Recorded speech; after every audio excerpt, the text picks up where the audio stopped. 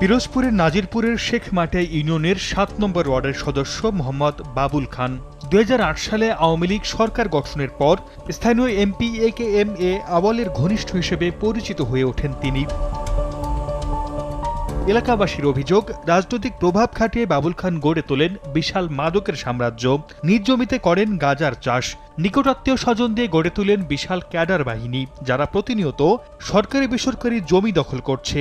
এসব প্রভাবের বদৌলতে প্রথমে বাবুল খান নিজে হয়েছেন ইউপি সদস্য, এরপর 2 বার স্ত্রীকেও বানিয়েছেন মহিলা ইউপি সদস্য।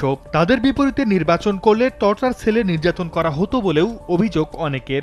আমারে অনেক টর্চারিং করছে, মারধর করছে। আমার যত জায়গা জমি ছিল, অর্থ সম্পদ ছিল, সবকিছু লুটপাট করে ওরা নিয়ে গেছে। সরকারি জায়গা, সরকারি ঘের, ওনার লোকজন দিয়া, ওনার স্বামী স্ত্রী উভয় মিলা উনি এইগুলাকে গ্রাস করেছেন। এই ঘেরটার ভিতরে উনি গাঁজা চাষ করত। আমার যেভাবে অত্যাচার করছে, এরমের আমার মতো মানুষ বেঁচে থাকার কথা না। তার নির্যাতন থেকে বাদ যায়নি 7ম শ্রেণীর শিক্ষার্থীও। দেয়া হয়েছে ডাকাতি সহ 5টি মামলা। এছাড়া এলাকার আবাসন থেকে ঘর প্রতি 40 থেকে 50 হাজার টাকা চাঁদা নেওয়ারও অভিযোগ বাবুল খানের বিরুদ্ধে।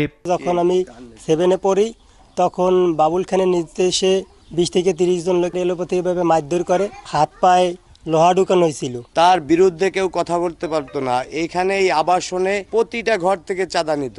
তবে সব অভিযোগ অস্বীকার করে বাবুল খানের দাবি, এলাকাবাসীর জন্য কাজ করায় বারবার তিনি ও তার স্ত্রী ইউপি সদস্য নির্বাচিত হয়েছেন। যদি কেউ বলতে পারে যে আমাদেরকে আটানা পয়সা কখনো কেউ দিছে, তাহলে আমরা জুতার মালা নিয়ে এই রঘুনাথপুরবাসী না, টোটাল নাজিরপুরবাসীর সামনে ঘুরবো। অভিযুক্ত বাবুলের বিরুদ্ধে নাজিরপুর থানায় বিস্ফোরক সহ একাধিক মামলা রয়েছে। উপজেলা নির্বাহী কর্মকর্তা বলছেন, লিখিত অভিযোগ পেলে তদন্ত সাপেক্ষে নেওয়া হবে ব্যবস্থা। এরকম যদি লিখিত অভিযোগ আসে, সেক্ষেত্রে তদন্ত সাপেক্ষে আমরা প্রয়োজনীয় ব্যবস্থা নেব অথবা বিভাগীয় ব্যবস্থার জন্য আমরা পদক্ষেপ নেব। বাবুল খান 3 মেয়াদে এবং তার স্ত্রী রিক্তা আক্তার 1 মেয়াদে ইউপি সদস্য হিসেবে দায়িত্ব পালন করছেন। সময় সংবাদ, পিরোজপুর।